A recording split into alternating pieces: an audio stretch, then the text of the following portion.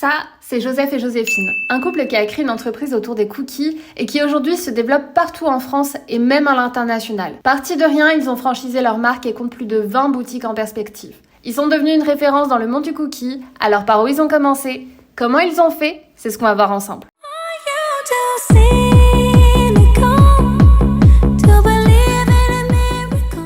Malheureusement, je n'ai pas pu être présente pour le tournage. C'est Estelle qui a passé la journée avec eux et qui a prêté sa belle voix pour poser toutes les questions que j'avais à leur poser. Si t'aimes le concept, pense à liker et abonne-toi. Alors, vous nous faites une petite présentation? Oui, donc moi je m'appelle Joseph, je suis un des créateurs de Jojo. Et moi je suis Joséphine, ou Josie, et je suis l'autre créatrice de Jojo aussi. Du coup c'est parti pour faire un petit tour de la boutique. Donc par ici on a une petite salle avec quelques tables. Vous pouvez vous asseoir, boire votre petit café avec les cookies très gourmands. Voilà. Ici on a notre fameuse vitrine avec tous les cookies, et ensuite si on passe derrière, this is where the magic happens. Waouh, incroyable. Hassan, tu veux te présenter? Bonjour. Hassan, c'est notre fameux pâtissier ici à Paris. Donc on a pu l'apprendre toutes les recettes et les secrets de nos cookies. Les fameux secrets de cookies incroyables. Il sait tous les secrets. C'est ça. Et tu vas rien dire. Bien sûr.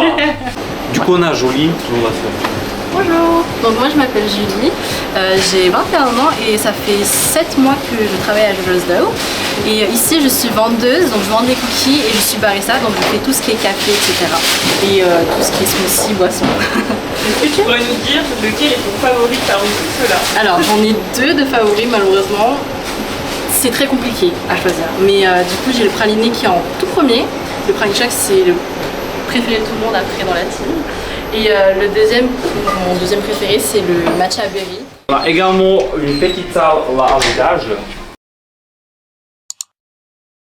Les grosses étapes de la pâte. Je dirais faire attention au beurre, de ne pas faire trop tourner, histoire qu'il ne chauffe pas trop et qu'on a un cookie qui garde quand même une belle forme. Et reste assez onctueux et moelleux. Température des œufs, histoire que ça ne chauffe pas trop aussi. Et j'aurais dit après les coudre.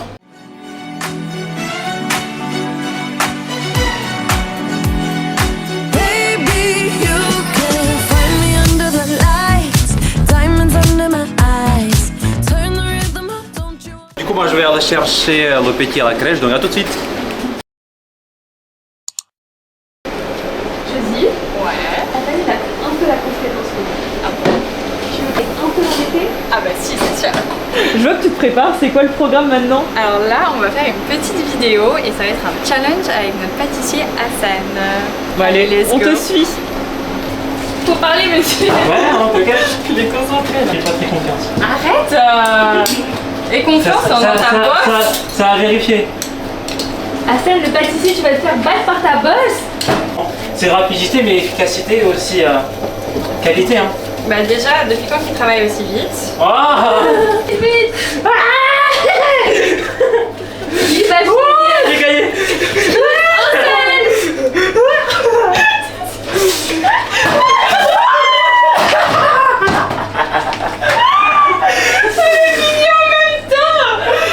Alors là, on va passer à la deuxième partie pour la déco du challenge de Lotus avec moi et notre pâtissier Hassan.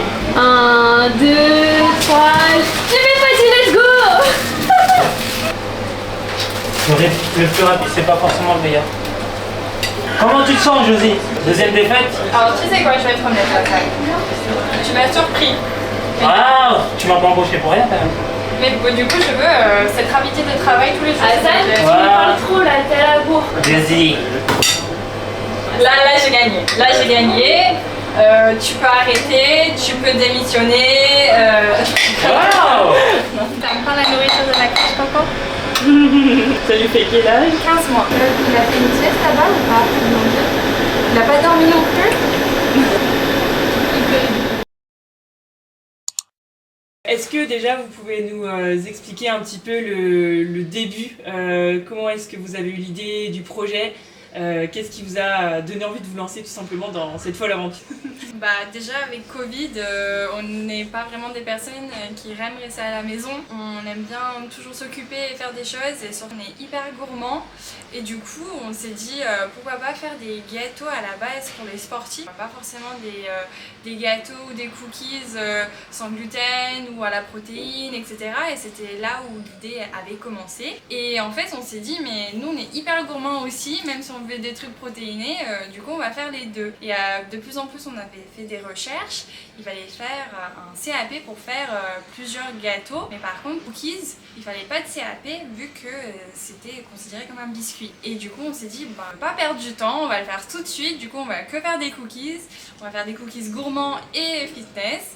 Et on va rester ici sur la côte, on va un petit peu essayer de développer sur la côte. Mais bon, un petit peu compliqué avec Covid, vu que avec le confinement pour faire des livraisons, c'était un petit peu des petits mensonges que si on se faisait arrêter, on disait qu'on allait chez le dentiste. Donc surtout c'était lui qui se tapait la route la plupart du temps.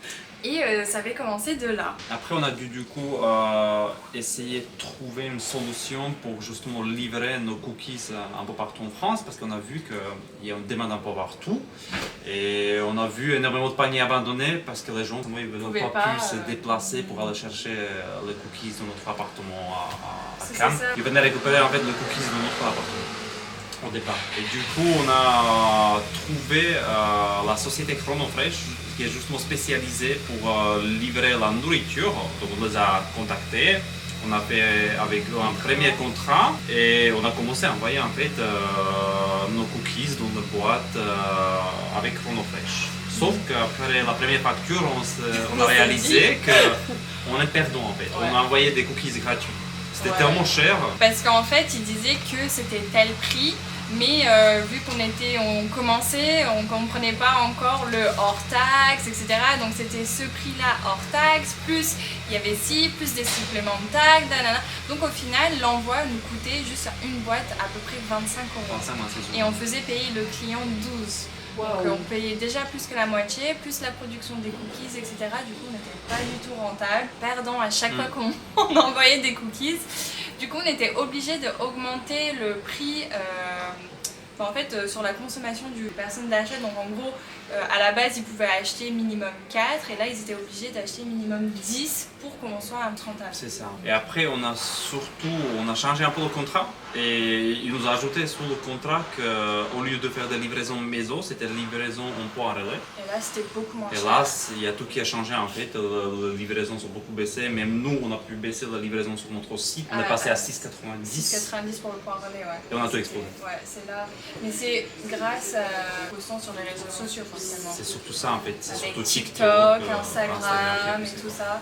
Ouais, c'est ça, parce que donc comment vous avez réussi à vous faire connaître au tout début? On essaye de vraiment faire des vidéos où ça donnait envie et surtout que à l'époque TikTok était vraiment connu pour la danse, etc. En fait ces chansons-là que les gens ils utilisaient pour danser, nous on utilisait pour faire montrer nos cookies. C'est ça. Donc chaque trend qu'il y avait aussi, on l'adaptait aux cookies. À chaque fois.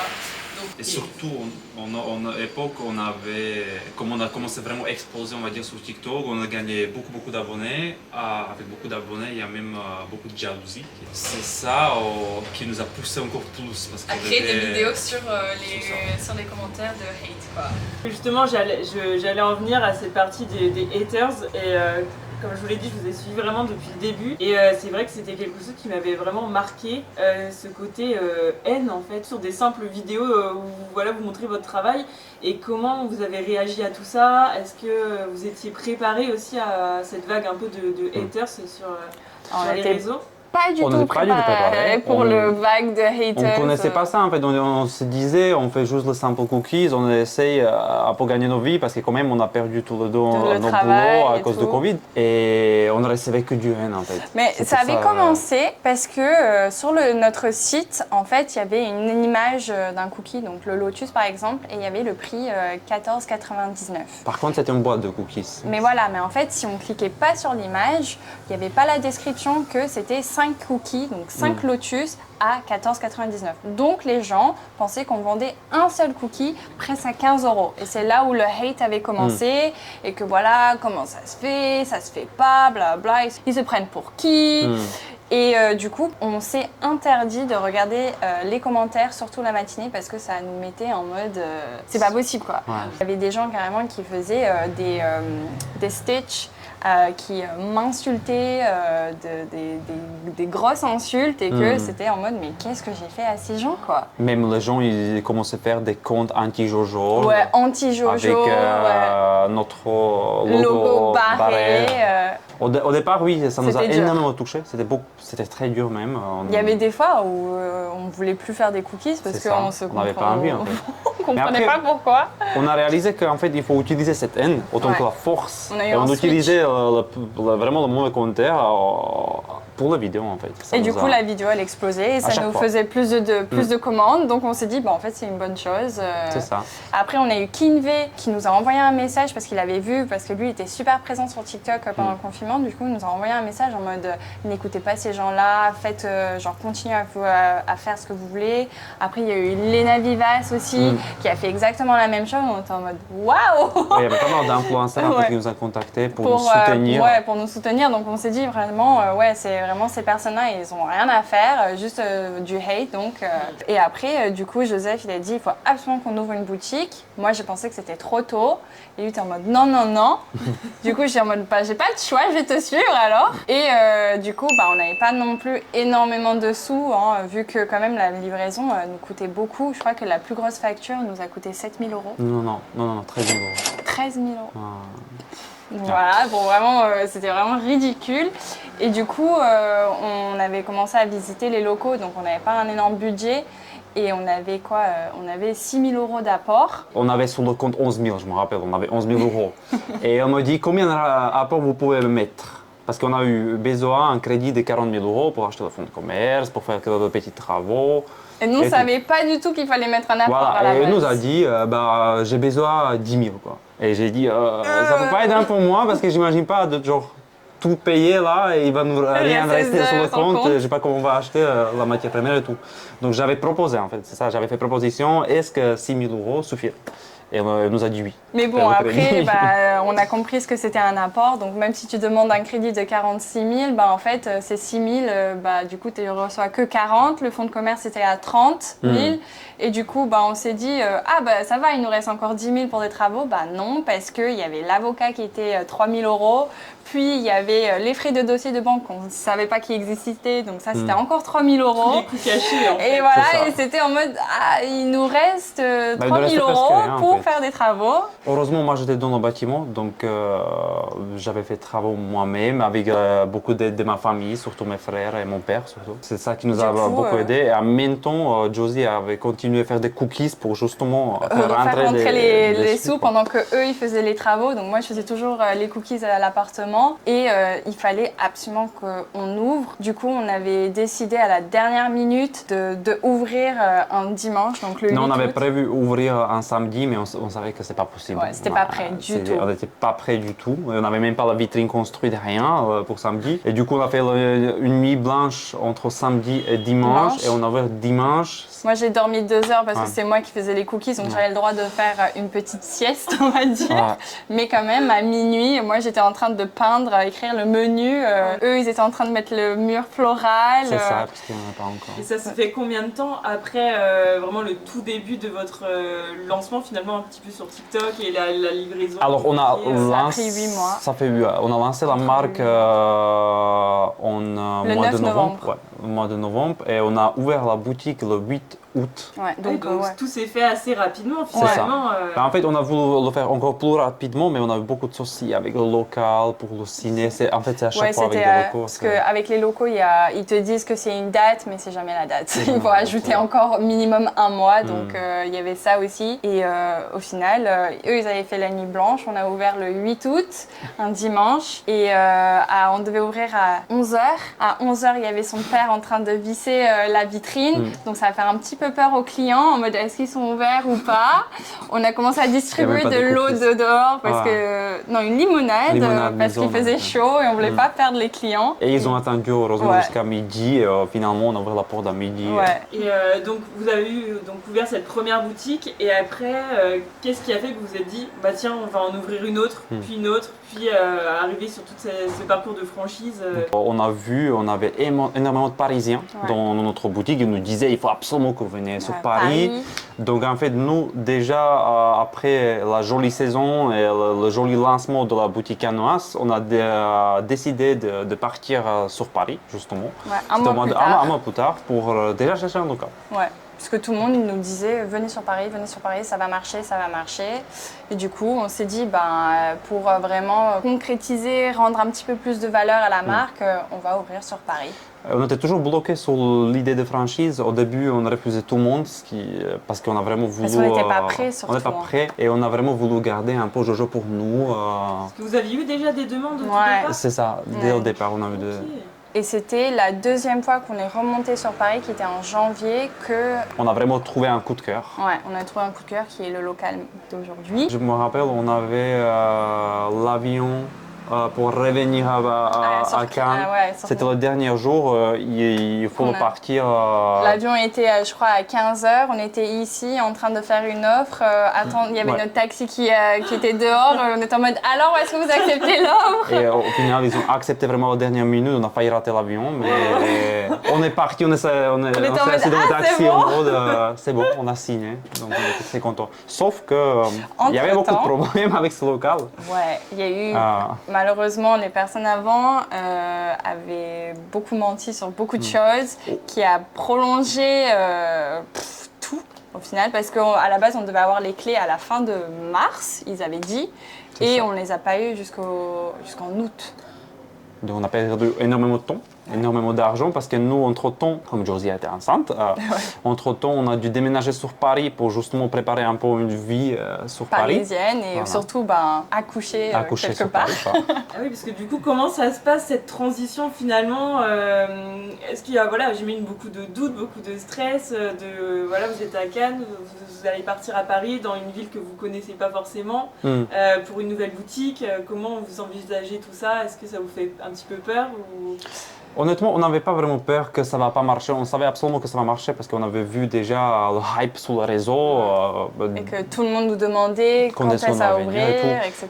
Juste, ça nous a mis beaucoup de stress que justement, on ne connaissait toujours pas la date, quand est-ce qu'on va vraiment finalement ouvrir. Et en plus, il y avait des moments où peut-être en fait, on n'allait pas du tout avoir ce local et du coup, c'était en mode... On a commencé de chercher un lot.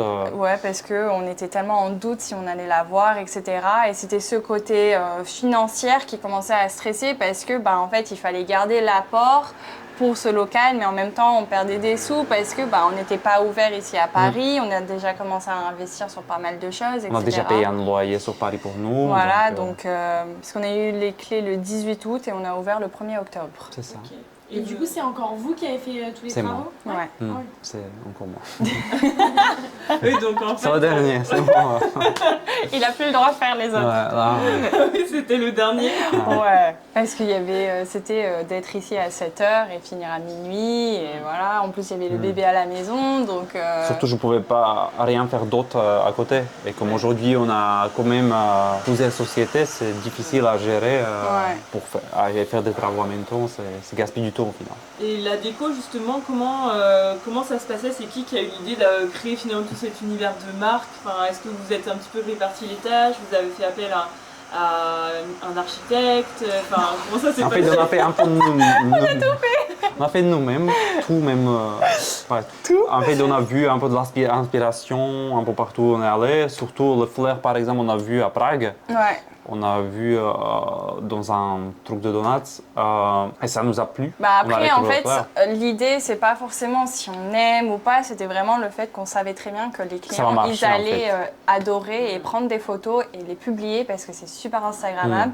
Et du coup, nous taguer et faire de la pub gratuite, en fait. C'était tout ce côté-là qu'on avait réfléchi. Mais bon, maintenant, aujourd'hui, on est un petit peu en transition. de changer certaines choses au niveau de l'identité. Donc l'atmosphère de quand même le côté rose va rester, mais aujourd'hui on utilise beaucoup le côté girly et ça nous...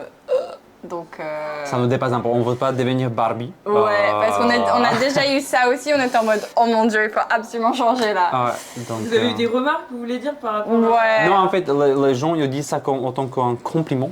On a girly Barbie, mais nous on n'aime pas cette image en fait. On n'a pas créé vraiment Jojo pour être girly Barbie, non, c'était juste que c'était venu petit à petit ce côté, mais voilà, c'était surtout, pas en du fait, tout... ce qui nous a touché, je pense aujourd'hui, qu'il y a beaucoup de marques de donuts surtout, industrielles surtout, ils ont commencé à mettre le fleur. Et le fleur sont toujours de mauvaise qualité. Ils sont horribles. Parce que nous, on a quand même un fournisseur en République tchèque qu'on a trouvé nous. Et ça coûte très très cher, mais par contre, c'est des fleurs de qualité. Pas possible quoi. Mais comme ils commencent à nous comparer avec ces marques, c'est pour ça qu'on préfère. Surtout que nous, c'est de la qualité au niveau des fleurs. Les cookies sont faits maison et que tu nous compares avec un donut industriel qui a acheté ses fleurs sur AliExpress, ça me donne pas trop envie quoi. C'est ça. Donc aujourd'hui, justement, on commence à travailler avec une architecte ici sur Paris et on essaie un petit peu améliorer l'identité. Faire un upgrade comme elle a dit. Voilà, donc garder les touches principales mais en... Exactement. Donc voilà, donc on va voir, il y aura un upgrade de Jojo's Dough bientôt. Et c'est prévu pour quand? Pour les boutiques qu'elle va travailler dessus, donc peut-être l'année prochaine même pour Paris, à voir, mais là c'est pour vraiment pour les franchisés. Pour les franchisés qui vont arriver. Et par rapport justement aux franchisés, comment ça se passe pour une boutique qui souhaite être franchisée? Est-ce que vous pouvez nous donner des tarifs, voilà, comment ça se passe au global? Déjà le droit d'entrée c'est 15 000 € hors taxe. Pour la France par contre. Pour la France, Après il y a la formation qui est 7 000 € hors taxe. Donc la formation elle est ici dans notre boutique à Paris. Comme ça c'est vraiment avec nous. Nous on peut jeter un coup d'œil si tout se passe bien et comme ça on sait bien que ça va bien se passer dans leur boutique. Après en tant qu'investissement, c'est un investissement à peu près de 150 000 € pour vraiment refaire un local à la façon Jojo, mais vraiment avec tout le mobilier, la vaisselle, la décoration, les travaux, le labo, genre vraiment tout. Mais bon, il y a toujours d'autres frais, les frais surprises qu'on aime bien dire. C'est ça. Et en termes de chiffres, est-ce que vous avez beaucoup de personnes qui vous font des demandes pour les franchises? Enfin, ça va de plus en plus, j'imagine. Oui, pour vous dire, on a lancé la franchise au mois de janvier. On a beaucoup de mails. En tout, de janvier jusqu'à aujourd'hui, on a reçu à peu près 1700 mails pour une demande de franchise. Après, on met un filtre. On a commencé vraiment à filtrer et au final, on a fini avec, jusqu'à aujourd'hui, on a fini une dizaine de réservations. On vient de réserver partout en France. En France. Commencé en mois de septembre international. Il y a eu la Suisse, il y a eu Belgique et là il vient d'avoir Île de Réunion. Donc le monde de franchise est beaucoup plus compliqué de ce qu'on pense, ça c'est sûr. Très très strict, mais c'est le seul moyen de pouvoir tout simplement développer. C'est ça, pour aller plus vite. Il faut lâcher l'idée que tout va être parfait à notre façon. Il faut lâcher cette idée-là parce que si c'est pas nous qui allons le faire, c'est sûr que ça va pas être à notre façon ça, mais quand même c'est là où la formation elle est importante pour qu'on puisse le former au maximum. On fournit également un suivi en ligne. Les gens recettes, toujours regarder, les fiches techniques, des vidéos comme ça, il n'y a vraiment pas d'excuse. Il y a vraiment un accompagnement en fait, pendant et après. Tout en fait de la franchise. Pour toutes les ouvertures de toutes les franchises, on se déplace pour 4 jours pour justement bien ouvrir la comme ça boutique. on sait que ça va bien se passer. S'ils ont des galères, on sera là pour les aider. Franchement, c'est top tout le parcours depuis le début. Vous commencez de votre maison finalement à petit à petit un petit peu partout en France, puis à l'étranger. Et c'est quoi vos objectifs pour le futur? Vous développez, j'imagine, encore plus? Déjà, mon idée en époque, c'était de devenir quand on a commencé la franchise, c'était d'être la plus grosse franchise de cookies en parce qu'il n'y en a pas. Parce qu'il n'y en a pas. Il n'y a que des grosses franchises de donuts. Ils sont tous industriels en plus. Et du coup, on veut garder en fait surtout le côté fait maison. Du coup, on va aller manger et on vous retrouve plus tard. Merci. À tout à l'heure.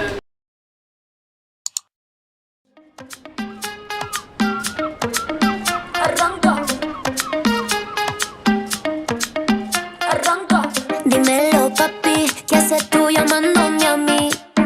Si ayer te vieron enredado con una domi. Ya tengo un tigre que me saque parecía algo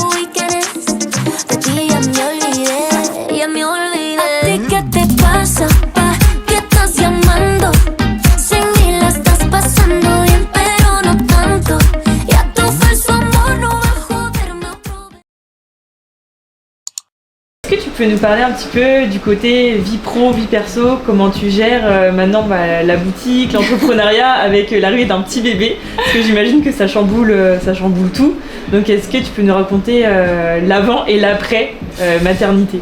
Alors, waouh, ça, même moi, des fois, je réalise pas trop en réalité. Donc, avant, comment c'était Non, mais avant, c'est vrai que, déjà, en fait, pas beaucoup de personnes le savent, mais avant, on m'avait dit que ça allait être très difficile d'avoir des enfants. Et du coup, maintenant que j'en ai un, c'est vraiment mon petit coup de cœur, ma petite chance pour moi, vu que je suis quand même allée voir 3 médecins qui me disent, en fait, non, si tu veux des enfants, il faut de l'aide, il faut faire un IVF. Il faut un traitement, etc. Au final, c'était un petit miracle. J'ai eu aucune aide. J'ai juste changé un peu mon mode de vie et forcément ça a tout aidé parce que j'ai les kiss polycystiques. Oui, c'est ça. Les ovaires polycystiques. Oui. Voilà, merci. Si les gens ils connaissent, ils comprennent la difficulté, etc. Du coup, quand on a eu la nouvelle, c'était grosse surprise pour beaucoup de personnes, surtout que c'était planifié mais pas planifié au moment. En gros, on s'est dit que on va voir dans 1 an et voilà, on va essayer. Si dans 1 an il n'y a toujours rien, c'est là où on va commencer à réfléchir au niveau des traitements. Vous laissiez le temps et c'est ça, pour voir si mon corps il va bien fonctionner, etc. Et en fait, au bout de 2 semaines, je suis tombée enceinte. Le petit miracle. Donc c'était vraiment un petit choc, surtout qu'on était en plein milieu de la boutique de Cannes. On allait visiter des locaux à Paris. Pendant le temps qu'on visitait les locaux, j'étais déjà enceinte, mais je ne savais pas du tout. Quand même, j'ai continué à travailler à la boutique à Cannes pendant que j'étais enceinte. Bon, la fatigue, elle a commencé. C'était la première fois que j'ai détesté les cookies. Le premier trimestre était horrible dans la boutique parce que en fait, le truc que je détestais, c'était le sucre. Du coup, j'ouvrais du chocolat direct en mode oh mon dieu, c'est quoi cette odeur? Comme on avait dit, on est gourmand, donc moi j'adore le chocolat. Moi je pourrais manger une tablette tranquillou. Là, c'était le truc absolument que je pouvais pas me rapprocher. Moi, tout ce que je voulais, c'était de la pizza et des poulets frités. Du coup, au début, c'était assez difficile et c'est là on avait décidé d'avoir notre premier salarié parce que on avait besoin d'un coup d'aide, etc. Et surtout que Joseph, il voyait que les réveils à 5h du matin et finir à 20h du soir, ça me faisait un énorme coup, surtout pour le premier trimestre. Et on a eu notre deuxième salarié en novembre, donc ça faisait à peu près 3-4 mois que la boutique a été déjà ouverte et du coup j'ai pu un petit peu me reposer, etc. Mais vu que je suis quelqu'un qui n'aime pas rien faire, j'allais quand même à la boutique, même s'ils ne voulaient pas que je travaille. Pour moi c'était pas possible, moi je pouvais pas. Bon, après le dernier mois on était déjà sur Paris, donc il n'y avait pas une boutique à aller travailler, donc quand même on allait découvrir Paris, donc on bougeait tout le temps, etc. Et surtout que ce petit ne voulait pas sortir, donc je marchais comme pas possible parce qu'ils disent qu'il faut marcher, etc. Donc on marchait genre 30 000 pas par jour juste pour qu'il puisse sortir. Donc j'ai bien découvert Paris à pied et au final non, ils ont dû me déclencher. Quand même, bon, ça s'est assez bien passé. On a pu bien profiter des premiers mois avec lui, etc. De vraiment découvrir la nouvelle vie de parents. À 3. Voilà, à 3. Pour moi, je pense que le plus difficile, que en fait, je suis une maman, mais on a tellement l'habitude de travailler et surtout le côté, quand tu travailles et que tu as ton petit, tu peux pas faire 100% les deux. Et du coup, moi, j'avais toujours ce côté coupable que je lui donne pas 100%. Et du coup, s'il est avec nous, c'est ça où la règle, c'est que s'il fait sa sieste, c'est là où je travaille.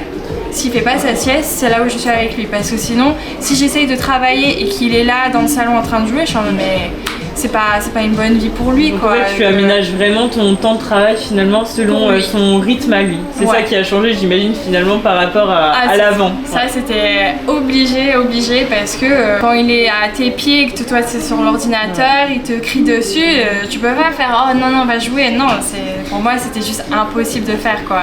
Donc c'est ça qui a tout changé et qui quand même 15 mois avec nous, c'est pas mal. Surtout avec le développement de Jojo qui est vraiment pas mal. Mais bon, là, il commence la crèche et tout va changer. Est-ce que tu as des petits conseils justement à donner des parents justement ou des futurs parents entrepreneurs? Quand tu as un enfant, la vie ne s'arrête pas. elle vient à peine de commencer. Ça fait peur, forcément il y a plus de risques en tant que c'est financièrement, etc. parce que c'est tout aux côtés de ton entreprise. Mais il faut pas avoir peur de demander l'aide, surtout il faut pas avoir peur. Nous, le seul truc qui est dommage, c'est que à Paris, on n'a pas du tout de famille, pas du tout d'amis qui sont à Paris, donc on n'a pas pu avoir cette aide-là. Comparé que si on était dans le sud, je sais que j'avais mes parents, etc. Le seul truc voilà. Si vous êtes seul dans votre entreprise, dites à votre partenaire, le seul truc que vous avez besoin, c'est beaucoup de soutien. Est-ce que tu as une petite anecdote un peu croustillante ou autre avec un client ou voilà. Le seul truc que j'arrive à penser qui est pas forcément drôle, mais c'était la première fois que ça nous arrive, c'était en fait mon père était venu nous visiter à Paris et une fois une dame rentrée qui commence à regarder les cookies, etc. Il y avait des verres sales sur le chariot, mais elle les utilise pour boire de l'eau. Elle a trouvé ça un petit peu bizarre. Après, elle demande un cookie ou un protein bowl, quelque chose à manger, et normalement il faut payer directement, mais je pense que la personne qui lui a servi, elle était tellement dans le rush qu'elle n'a pas fait attention, et carrément cette dame, elle est allée s'installer tranquillement, manger, prendre son temps, etc. Et la personne à la caisse, elle a réalisé qu'elle n'a pas payé. Au moment que la personne à la caisse, elle a réalisé, la dame, elle a réalisé que la personne, elle a réalisé qu'elle n'a pas payé, et du coup elle est partie en courant. Ah oui, en courant. En courant. Du coup, ils ont essayé de la poursuivre, mais ils l'ont perdu. Mais non. C'est le seul truc que j'y pense. Après, il y a toujours un petit peu des clients différents, mais on accepte tout le monde. Oui, bien sûr. Surtout les personnes qui partent en courant. Apparemment, ouais. Il a besoin de faire sa sieste et moi je continue à travailler de la maison. En plus, il a si vaccin aujourd'hui. La totalité de la journée. Est-ce que tu peux nous dire là, c'est quoi ton programme pour la fin de journée? Là, je vais à la salle. Parce que quand même, il faut bien s'entretenir, même mentalement, physiquement. Et puis, dès que je rentre, je vais regarder quelques contenus, on va poster quelques vidéos sur tous les réseaux sociaux, on va encore regarder le mail et on va surtout se former. Parce que même nous-mêmes, on continue à se former. Ok. Bon alors maintenant, passons aux choses sérieuses. Est-ce que tu en as un à me conseiller? Vraiment, je veux la pépite. Alors, favori de l'équipe, c'est vraiment le praline chaud. Donc, je pense que toi, tu peux essayer ça. Ouais, vas-y, carrément. Ouais, allez. Donc voilà pour toi. Merci beaucoup. Et mon favori, ça sera Kider. C'est notre best-seller. Je pense que là, on a un bon duo. Ah là, on a vraiment un bon duo. Oui, plus qu'à déguster. Bonne dégustation. Merci. Je comprends pourquoi il est le favori de l'équipe. C'est vrai qu'ils sont incroyables. Ils sont vraiment très très bons. C'est toujours aussi bon après plusieurs fois. Ça change jamais. Pour ça, je vais à la salle juste après. Je pense que je vais faire une petite séance moi aussi juste après. Et du coup, on peut vous retrouver où? Cette boutique-là où on se retrouve actuellement, c'est une boutique parisienne. Donc c'est sur 6 rue de Gravilliers, c'est une boutique dans le Marais. Puis on a une deuxième boutique qui est située à Cannes. Par contre, c'est une toute petite boutique, c'est seulement importé en attendant. Sinon, on a d'autres boutiques. On a une au Touquet Paris-Plage. Puis une deuxième à Guérande, et il y a plein d'autres qui vont arriver, donc sur Lyon, sur Bordeaux, un peu partout en France, en Suisse et en Belgique. Sur les réseaux sociaux, sous le nom de Jojo Zo, vous pouvez nous retrouver sur TikTok, sur YouTube, sur Instagram et également sur Facebook. Bon, en tout cas, merci beaucoup pour toute cette journée, c'était vraiment trop cool de suivre votre quotidien, et encore merci pour les cookies délicieux. Merci pour votre visite et à bientôt. Merci. Au revoir.